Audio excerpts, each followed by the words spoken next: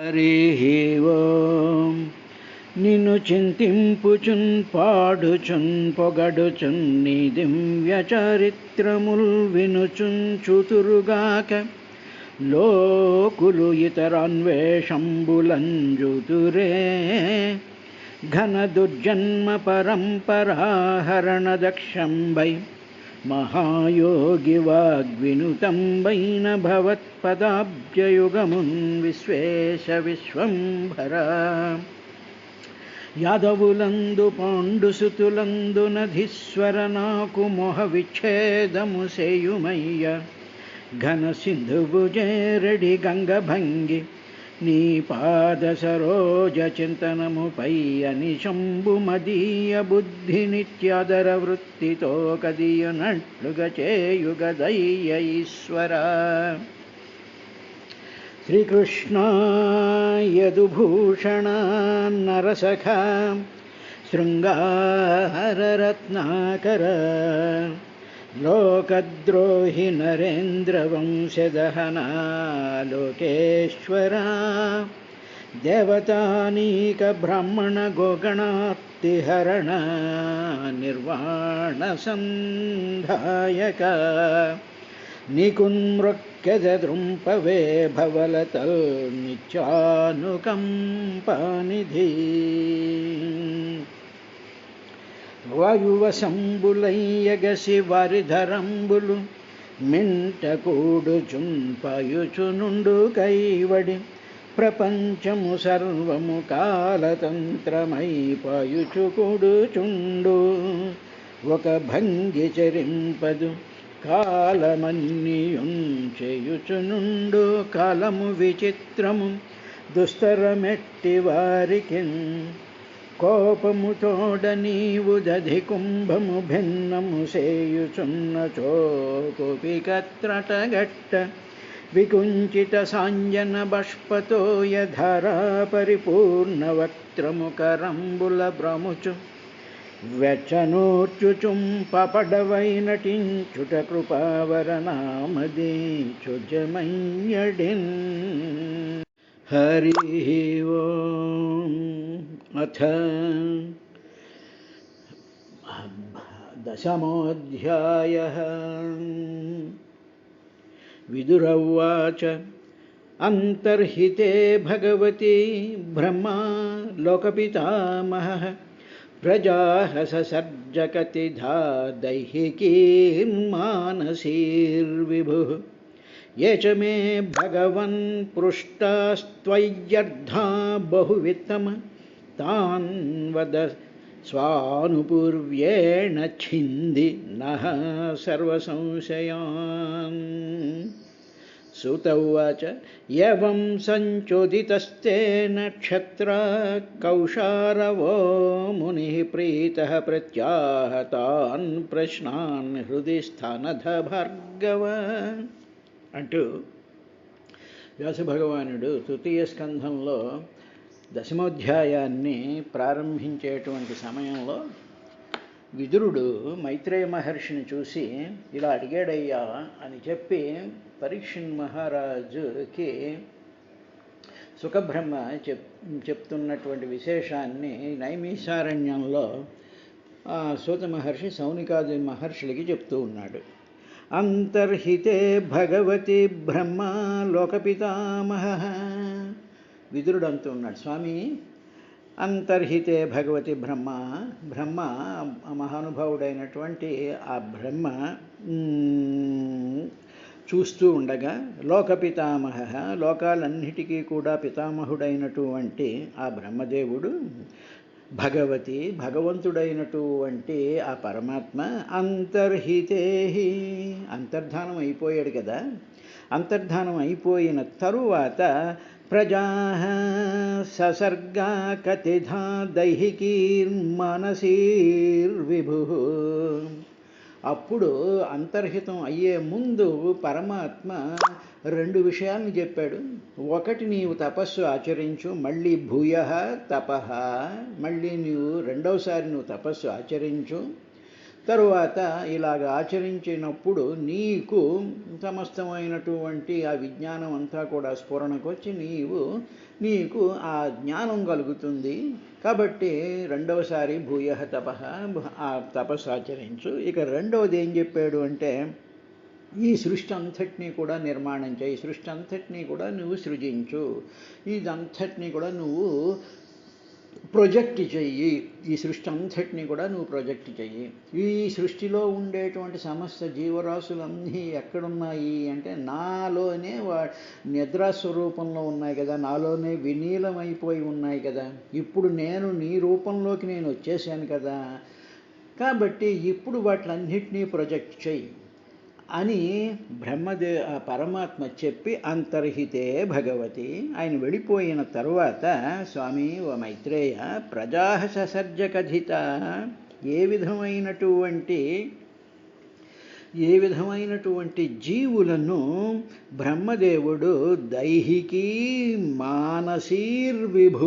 విభుడు అంటే ఆ శక్తి సమన్వితుడైనటువంటి లోకపితామహుడైనటువంటి బ్రహ్మ తన దైహికి, తన శరీరంలో నుండి మళ్ళీ మనసులో నుండి కూడా ప్రజా ససర్జ కతిధ, ఎన్ని విధాలుగా ఆయని ప్రజా అంటే జీవంతో కూడుకున్నటువంటి ప్రాణులందరినీ కూడా ససర్జ ఆయన సృష్టి చేశాడు అన్నాడు.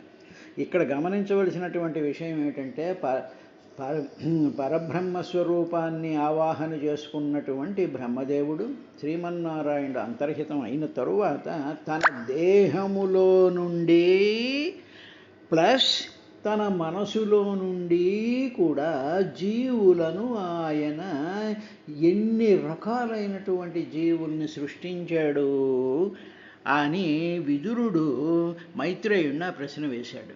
అంటే ఇప్పుడు సృష్టి ఏ విధంగా జరిగిందన్నమాట.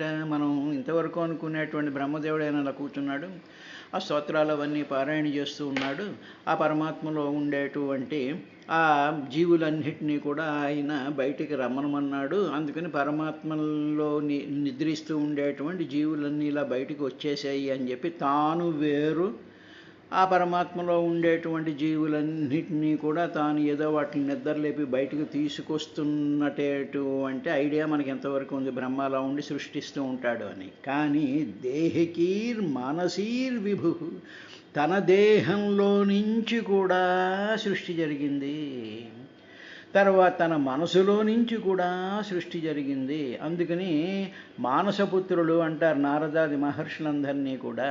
తన దేహంలో నుంచే వచ్చింది అంటే, తన దేహంలో నుంచే సృష్టి వచ్చింది అంటే తాను పరమాత్మ యొక్క అనుభవంలో పూర్తిగా మునిగిపోయి తానే పరమాత్మ స్వరూపం యొక్క ఆ స్థితిని ఆయన పొంది ఉండడం చేత హీ బికేమ్ ది పరమాత్మ హిమ్సెల్ఫ్. కాబట్టి తన దేహంలో నుంచి తన మనసులో నుంచి కూడా ఆ పరమాత్మ ఆవేశించి ఉండడం వల్ల ఇన్ని రకాలైనటువంటి సృష్టుల్ని చేశారు. ఇది గమనించాల్సినటువంటి విషయం. తరువాత విదురుడు మైత్రేయునంటూ ఏచమే భగవన్ పృష్టాస్త్వయ్యర్థా బహువిత్తమ తాన్ వద స్వానుపూర్వేణ ఛిందీన్నః సర్వసంశయాన్. ఓ భగవత్స్వరూపమైనటువంటి ఓ మైత్రేయ, నీవు అనేక విషయాలు తెలిసినటువంటి వాడివి.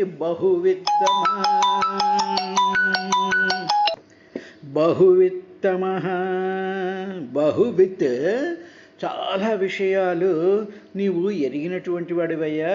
ఏచేమే భగవన్ పృష్టా స్త్వయ్యర్థా బహువిత్తమః, నేను నిన్ను అనేక రకాలైనటువంటి విషయాలను పృష్టాహ నేను అడిగాను, స్త్వై అర్థా అనేక విషయాలు వాటి యొక్క ప్రయోజనాల గురించి నిన్ను అడిగాను.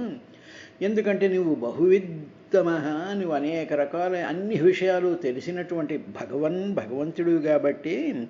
అలాగా నీవు తాన్ వదః, నువ్వు కానీ చెప్పినట్లయితే ఏ విధంగా చెప్తావంటే స్వానుపూర్వ్యేణ, నీవు నీ యొక్క స్వ అనుభవంతో నీవు దర్శించి దాన్ని అనుభవంలోకి తెచ్చుకొని అటువంటి అనుభవపూర్వకంగా నీవు చెప్పినటువంటి ఆ చెప్పబోయేటువంటి మాటల వల్ల చింది అంటే ఛేదించి పారేయడం. ఏమిటంటే నా యొక్క సర్వ సంశయం, నా సర్వ సంశయాలన్నీ కూడా ఛేదించేటువంటి విధంగా నీ స్వానుభవంతో చెప్పగలిగినటువంటి బహువిత్తమ సర్వము అనేక విషయాలు తెలిసినటువంటి మహానుభావుడు కాబట్టి నా సంశయాలన్నిటినీ తీర్చుమా స్వామి అని చెప్పి ఆయన చెప్పాడు అని చెప్పి సూత ఉవాచ ఏవం సంచోదితస్తేన క్షత్రా కౌశారవో ముని ప్రీతః ప్రత్యాహతాన్ ప్రశ్నాన్ హృది స్థానధ భార్గవ. సూత ఉవాచ అలాగా వాళ్ళిద్దరూ మాట్లాడుకుంటున్నారు అని చెప్పి ఓ సౌనిక మహర్షి, ఓ సౌనికుడా, అప్పుడు విదురుడు ఈ విధంగా మైత్రేయుణ్ణి ప్రేరేపించాడయ్యా. మైత్రేయుణ్ణి అడిగేటప్పటికీ మైత్రేయ మహర్షి చాలా సంతోషించి అంతకుముందు విదురుడు వేసినటువంటి 60 ప్రశ్నల్ని కూడా మైత్రేయుడు తన హృదయంలో నిలుపుకుని ఒక్కొక్క దానికి సమాధానం చెప్పాలి అనేటువంటి ప్రయత్నంతో ఉన్నాడు ఆయన. ఆల్రెడీ విదురుడు వేసినటువంటి ఆ ప్రశ్నలు, ఆ సంశయాలు అన్నీ కూడా ఆయనలో ఉన్నాయి. ఉండి వాటిలన్నిటికీ కూడా సమాధానం ఆయన మైత్రేయ మహర్షి విదురుడికి చెప్తున్నాడు అని చెప్పి సౌనకాది మహర్షులకి సూత్రం. ఏవం సంచోదితస్తేన, ఏవం ఈ విధంగా స్వామి నా సంశయాలన్నీ తీర్చేటట్టు నీవు చెప్పు. తర్వాత బ్రహ్మదేవుడు తన దేహంలో నుంచి మనస్సులో నుంచి కూడా ఏ విధంగా ఎన్ని రకాలైనటువంటి సృష్టిలు చేశాడు అవి చెప్పినప్పుడు నా హృదయంలో ఉండేటువంటి సంశయాలన్నీ కూడా ఛేదించబడిపోతాయో అన్నటువంటి ఏవం ఆ మాటల వల్ల సంచోదితస్తేన, దానివలన సంచోదితుడు అంటే ప్రేరేపించబడ్డాడు. అంటే ఏదైనా సరే మనం ఒక ప్రశ్న ఎవరినైనా వేసినట్లయితే అప్పుడు ఆ ప్రశ్నలో ఒక శ్రద్ధ, ఒక తెలుసుకోవాలి అనేటువంటి ఒక నిష్ఠ, లేకపోతే ఒక పట్టుదల ఉండేటువంటి సందర్భంగా మనం ప్రశ్న వేస్తే ఆ ప్రశ్నకి సమాధానం చెప్పగలిగినటువంటి వాడి హృదయం సంచోదిత, అప్పుడు ప్రేరేపించబడుతుంది. ఏదో క్యాజువల్గా మాట్లాడేసేసి వినకుండా పోతూ ఉండేటువంటిప్పుడు ఆ చెప్పేటువంటి వాడికి వాడి హృదయం ఏమీ సంచోదితం అవ్వదు. కాబట్టి ప్రశ్న వేసే పరిప్రశ్నయా అంటారు. ఏవం సంచోదితస్తేన క్షత్ర అంటే ఆ విదురుడు ఈ విధంగా ప్రశ్న వేయడం వల్ల ప్రేరేపించబడినటువంటి కౌశారవో ముని, ఆ మైత్రేయ మహర్షి ప్రీత చాలా ఆనందించాడయ్యా, చాలా సంతోషించాడు. సౌనక ప్రత్యాహ దానికి ప్రతి సమాధానాన్ని తాన్ ప్రశ్నాన్ ఆ విదురుడు అడిగినటువంటి ప్రశ్నలన్నిటికీ కూడా ఆయన సమాధానం చెప్పడానికి ఆయన ప్రారంభించాడు. ఎందువల్లంటే ఆయన అడిగినటువంటి ప్రశ్నలని ఆ ప్రశ్నలన్నింటినీ కూడా హృదయ స్థానధ భార్గవ, ఓ భార్గవ, ఓ సౌనిక, ఆ విదురుడు వేసినటువంటి 60 ప్రశ్నలను కూడా హృదయ స్థానధ, తన హృదయ స్థానంలో ఉన్నాయి ఆ ప్రశ్నలన్నీ. ఆ ప్రశ్నలన్నిటికీ కూడా ఆయన సమాధానం చెప్పడం ప్రారంభించాడయ్యా అని చెప్పి ప్రీత ప్రత్యాహతాన్ ప్రశ్నాన్ హృదయ స్థానధ భార్గవ, ఓ సౌనిక మహర్షి, హృదిస్థ తన హృదయంలో ఉన్నాయి ఆ ప్రశ్నలన్నీ కూడా. ఆ తర్వాత ఆయన చెప్పడం ప్రారంభించాడు అని చెప్పిన తర్వాత మైత్రేయ ఉవాచ విరించోపి తథా చక్రే దివ్యం వర్షశతం తపః ఆత్మాన్యాత్మానమావేశ్య యదాహ భగవానజః. అప్పుడు మైత్రేయుడిలాగా విదురుడితో చెప్పడం ప్రారంభించాడయ్యా అని చెప్పి సుఖబ్రహ్మ పరీక్షణ్ మహారాజుకి మైత్రేయుడి విదురుడికి చెప్పినటువంటి దానిని ఆయన చెప్తూ ఉన్నాడు. ఆయన ఏం చెప్పాడంటే, యా ఓ పరీక్షితు, అతను అజుడు, భగవాన్ అజుడు. అజుడు అంటే పుట్టుక లేనటువంటి ఆ శ్రీహరి ఆ శ్రీహరి భగవానుడు చెప్పిన విధంగానే ఆ శ్రీహరి భగవంతుడైనటువంటి వాడు, పుట్టుకులైనటువంటి వాడు, భగవంతుడైనటువంటి వాడు ఏ విధంగా అయితే చెప్పాడో అదే విధంగా బ్రహ్మదేవుడు ఏం చేశాడు అంటే 100 దివ్య సంవత్సరాల కాలం ఆయన తపస్సు చేశాడు. ఎందుకంటే భూయ తపః అన్నాడుగా మొన్న, మళ్ళీ నువ్వు ఒకసారి తపస్సు చెయ్యి సృష్టి చేసే ముందు అన్నాడుగా. అందువల్ల 100 దివ్య సంవత్సరాలు ఆయన తపస్సు చేశాడు. ఆ చేసేటువంటి సందర్భంలో ఏం చేశాడు అంటే, తపస్సు చేయడం అంటే ఏమిటి అంటే, ఆ పరమాత్మ యొక్క ఆత్మ చైతన్యాన్ని తన బుద్ధిలో లీనం చేసుకున్నాడు. తన బుద్ధిలో పరమాత్మ యొక్క చైతన్యాన్ని లీనం చేసుకుంటూ 100 దివ్య సంవత్సరాలు ఆయన తపస్సు చేశాడు అని మైత్రేయుడు అన్నాడు. కాబట్టి అంటే ఏమిటన్నమాట, మనం ఏదైనా ఒక తపస్సు చేయాలనుకున్నాం, ఏదో స్తోత్రం చేయాలనుకున్నాం అనుకోండి, ఓ ధ్యానం చేయాలన్నాం అనుకోండి. ఇప్పుడు ధ్యానం చెయ్యాలి అంటే మనం ఏం చెయ్యాలి అంటే, ఉదాహరణకి ఒక శ్రీమన్నారాయణుడిదో బాలరాముడిదో ఎదురుగా ఒకటి పెట్టుకున్నాం అనుకోండి. ఇప్పుడు మన బుద్ధిలో ఆ బాలరాముడి యొక్క విగ్రహాన్నో లేకపోతే ఆ చిత్తరువునో మన బుద్ధిలోకి మనం పెట్టుకుని అప్పుడు రామాయ నమః, ఓం రామాయ నమః, ఓం శ్రీరామ శ్రీరామ జయ జయ రామ అని మనం ఆ స్తోత్రమో ఆ తపనో ఆ మంత్రమో దాన్ని చేస్తూ ఉండాలి.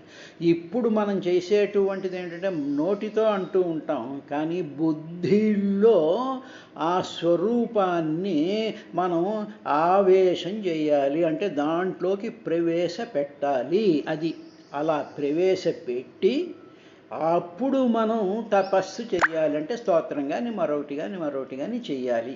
కాబట్టి అందుకనే మైత్రేయుడు ఆ డిఫరెన్స్ చెప్తూ ఆయన ఏమన్నాడంటే, శ్రీహరి చెప్పాడు, ఓ బ్రహ్మ నువ్వు మరీ ఒకసారి తపస్సు చెయ్యి అని అన్నప్పుడు బ్రహ్మగారు తన బుద్ధిలో ఆ ఆత్మ చైతన్య ప్రకాశ స్వరూపుడైనటువంటి నిర్గుణుడైనటువంటి ఆ సత్యం జ్ఞానం అనంతం బ్రహ్మ, తరువాత నిత్య శుద్ధ బుద్ధ ముక్త స్వభావమైనటువంటి ఆ పరంజ్యోతిని తన బుద్ధిలోకి ఆవేశం చేసుకుని అందులో పెట్టుకుని 100 దివ్య సంవత్సరాలు ఆయన కాలం తపస్సు చేశాడయ్యా అన్నాడు.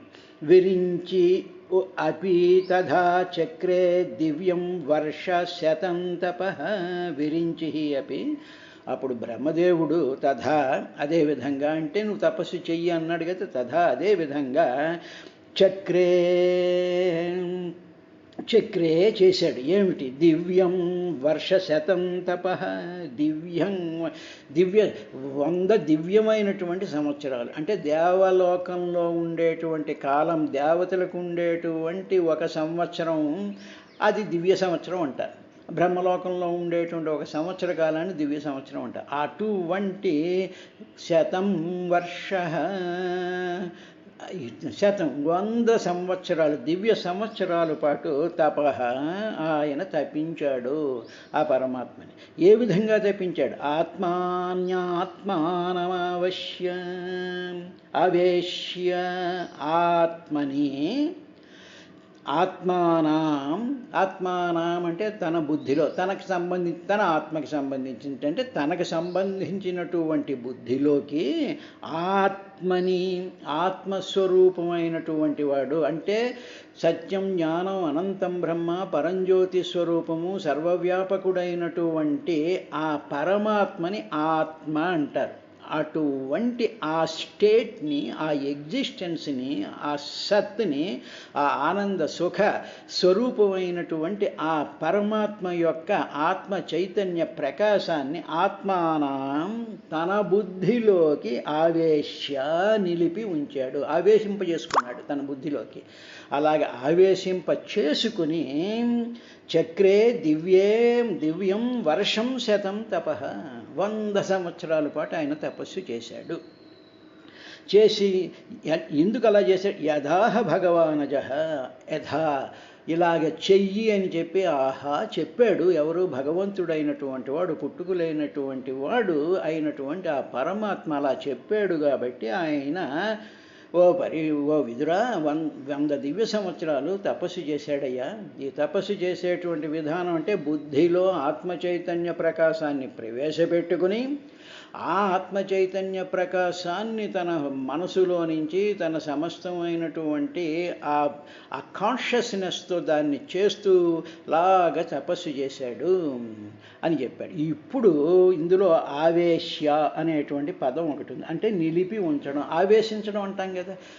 ఆ మనిషి మీద ఏదో దెయ్యం ఆవహించిందండి, లేకపోతే ఏదో దేవత ఆవహించిందండి అంటూ ఉంటాం చూసారా. ఆవేశ్య అంటే నిలిపి ఉంచడం, అది మీద పడ్డం అన్నమాట. ఇప్పుడు ఆత్మ చైతన్య ప్రకాశం అనేటువంటి దానికి మనం అర్థం చేసుకునేటువంటి దానికి ఒక సింపుల్ ఎగ్జాంపుల్ చెప్తాను. ఉదాహరణకి ఇప్పుడు సూర్యుడు వెలుగు వచ్చిందనుకోండి. వెలుగు రాగానే ఏమవుతుంది? ఆ సూర్యుడి యొక్క కాంతి మనం చూస్తూ ఉండేటువంటి బిల్డింగ్స్ మీద, చెట్ల మీద, వస్తువుల మీద అన్నిటి మీద పడి రిఫ్లెక్ట్ అవుతుంది. అంటే సూర్యుడి కాంతి రిఫ్లెక్ట్ అయ్యి ఆ రిఫ్లెక్షన్స్ అన్నీ కూడా మన కళ్ళ ద్వారా మనసులోకి వెళ్ళి అప్పుడు ఆహా ఇది చెట్టు, ఇది పుట్ట, ఇది ఆకు, ఇది బిల్డింగు, ఇది కుక్క, ఇది పంది, ఇది ఇల్లు, ఇలాగ రకరకాలైనటువంటి ఆ ఇమేజెస్ అన్నీ కూడా దేనివల్ల వస్తున్నాయి అంటే సూర్యుడి యొక్క కాంతి రిఫ్లెక్ట్ అవ్వడం వల్ల ఆయా వస్తువుల యొక్క ఆకారాలన్నిటినీ మన కళ్ళ ద్వారా లోపలికి వస్తాయి. అదేవిధంగా శబ్దం ఉందనుకోండి, శబ్ద తరంగాలు మన చెవుల ద్వారా వస్తాయి. అలాగా ఇవన్నీ కూడా మన మనసులోకి ఆవేశింపబడుతున్నాయి, వచ్చి పడుతూ ఉన్నాయి. ఓకే, ఇప్పుడు ఇది పక్కన పెట్టండి. ఇప్పుడు ఆత్మ చైతన్య ప్రకాశం అంటే ఏమిటి అంటే, ఇప్పుడు మనం ఎక్కడ మిస్ అయిపోతూ ఉంటామంటే, ఇప్పుడు మనం సూర్యుడి వెలుగు చూడండి. సూర్యుడు వెలుగుని ఏది చూస్తోంది? సూర్యుడు వెలుగుని, ఆ కాంతిని ఏది చూస్తోంది? ఇది సూర్యుడి కాంతి అని ఏది చెప్తోంది? కళ్ళు చెప్తున్నాయా? అయితే డెడ్ బాడీ ఉందనుకోండి, వాడు కళ్ళు ఇలా బాగా తెరిచి చెప్తే వాడికి చెప్తుందా ఇది సూర్యుడి కాంతి అని? అది కాదు కదా. అంటే ఏమిటన్నమాట, మనలోనే ఒక కాంతి ఉన్నది, ఒక జ్యోతి ఉంది, ఒక జ్ఞానం ఉంది. ఆ జ్ఞానానికి గ్రహించేటువంటి శక్తి ఉంది. మన శరీరంలోనే, మన హృదయంలోనే, మన మనసులోనే, మన అణువులోనూ కూడా ఒక కాంతి ఉంది. ఆ కాంతి సూర్యరశ్మి లాంటి కాంతి అనుకున్నట్లయితే అది మన కళ్ళ ద్వారా సూర్యుడి కాంతి మీద ఆవేశిస్తోంది, దాని మీద పడుతోంది. పడి ఇది సూర్యుడి కాంతి అని సూర్యుడి కాంతి యొక్క ఎగ్జిస్టెన్స్ని చెప్పేటువంటిది ఏమిటంటే మనలోనే ఉండేటువంటి జ్ఞానము. ఆ జ్ఞానమే ఆత్మ చైతన్య ప్రకాశము అంట. ప్రకాశం అంటే కనిపించేటట్టు చేసేది. సూర్యుడి యొక్క కాంతిని కనిపించేటట్టు చేసేటువంటి కాంతి మనలోనే ఉంది.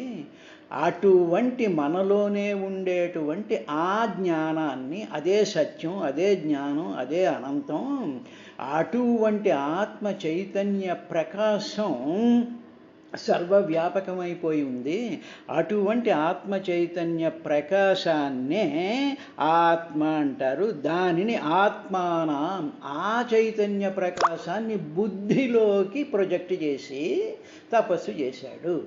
అంటే దాని అర్థం నిరాకార నిర్గుణ రూపంగా ఉన్నప్పుడు ఆ చైతన్య ప్రకాశాన్ని చూస్తాడు. అంటే ఏమిటన్నమాట, మనకు సూర్యుడి కాంతి కనిపిస్తోంది అని చెప్పేటువంటిది ఏమిటి? మనలోనే ఉండేటువంటి జ్ఞానం, అంతర్జ్ఞానం.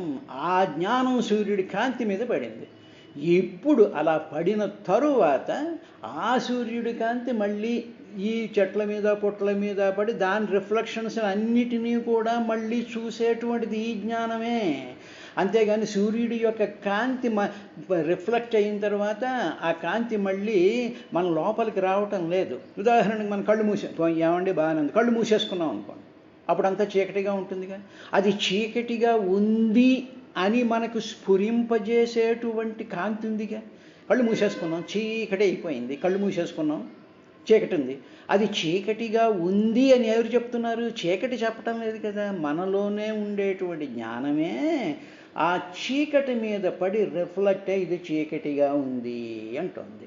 కాబట్టి ఏది ఆవేశిస్తోంది అంటే మనలోనే ఉండేటువంటి ఆ ఆత్మ చైతన్య ప్రకాశ స్వరూపమైనటువంటి కాంతి బుద్ధిలో ఆవేశిస్తోంది. మన బుద్ధిలోకి ఆవేశించి బుద్ధి ట్రిగ్గర్ అయ్యి, మనసు ట్రిగ్గర్ అయ్యి, ఆ మనసు ఇంద్రియాలని ప్రొవకేట్ చేసి ఇంద్రియాల ద్వారా మనం గ్రహిస్తూ ఉంటాం. జ్ఞానం యస్యతు చక్షురాదికరణ ద్వారా బహిస్పందతే జానామీతి. ఆ విధంగా చక్షురాదికరణ ద్వారాల ద్వారా లోపలుండేటువంటి జ్ఞానమే ఈ ప్రపంచం మీద బయటికి ప్రవహించి ఆ సూర్యుడి కాంతి ఉంది, చీకటి ఉంది అని చెప్పేటువంటి ఆ ఆత్మ చైతన్య ప్రకాశాన్ని ఓ విదురా బ్రహ్మదేవుడు తన బుద్ధిలోకి ఆవేశింపజేసుకుని 100 దివ్య సంవత్సరాలు తపస్సు చేశాడయ్యా అన్నాడు. రేపటి కార్యక్రమంలో మిగతా విశేషంతో వస్తాను.